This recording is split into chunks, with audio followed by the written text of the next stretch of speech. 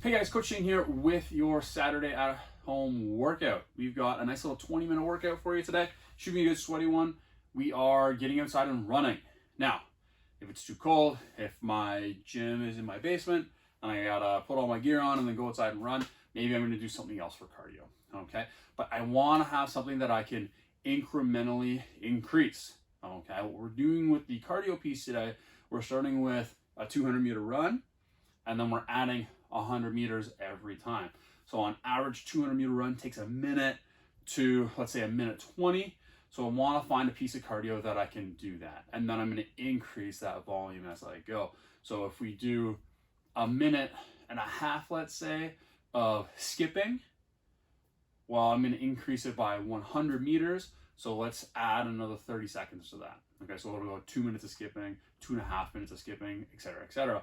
If I have a rower, I can very easily say a 200-meter row, 300-meter row, 400-meter row, and just keep going that way, okay? If it's a bike, I would double the distance on the bike, so I would go a 400-meter bike, and then I would increase by 200-meter intervals or something like that, okay? Find something that you guys can measure and then increase it each round, okay? That's the main piece there. What we also have is 16 back rack lunges at 95, 65, something that you guys can move through fairly well. It's going to fatigue the legs for that run, for that cardio piece, but it shouldn't be a weight that is daunting. I should be able to pick it up and move through 16 reps, okay? Whether it's a forward step, a backward step, that's up to you guys. I could alternate rounds if I really want to, but we want to have that bar on the back, and I want to step forward or backwards into that 90-degree position, plant the foot, and I want to go straight down with my hips and then come back up and then together. I don't want to lean forward or lean back too far with my torso because I'm going to put my body in this weird position where it's not in this like super athletic spot where I have a lot of power. Really take the time in this piece, the lunges, to make sure we're really focused on midline connection and a good foot position when I'm lunging. Okay, I want to keep that power through the whole foot. I don't want to go into my toe. Keep the weight in that mid foot. Okay, then we have something new that we haven't really done much. We've got an elevated foot ring row. Okay, I've got my set of rings hanging here. If ring rows are typically challenging for you, do a ring row.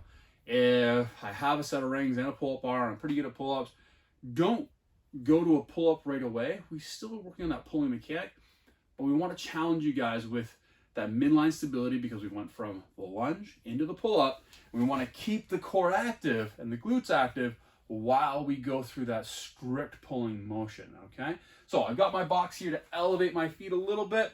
I've got my ring set up about midline height, and then what I'm going to do, I'm going to put my feet up on the box, pushing them against the wall. I have a wall, my belly's engaged, my butt's engaged, pull myself to the rings, lower back down, right? I'm going to go through those 12 reps, maybe not all in a row.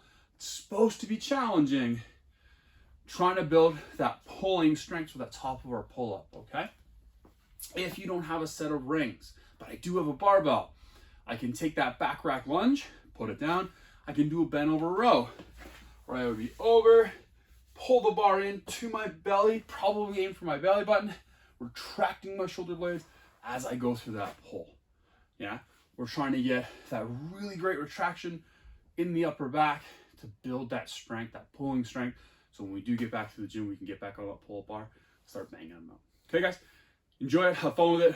Measure that distance that you're going to be running, rowing, biking, skipping. Make sure you got a clock that you can kind of pay attention to. Get at it, guys. Finish the week strong. We will see you next week and hopefully soon at the gym.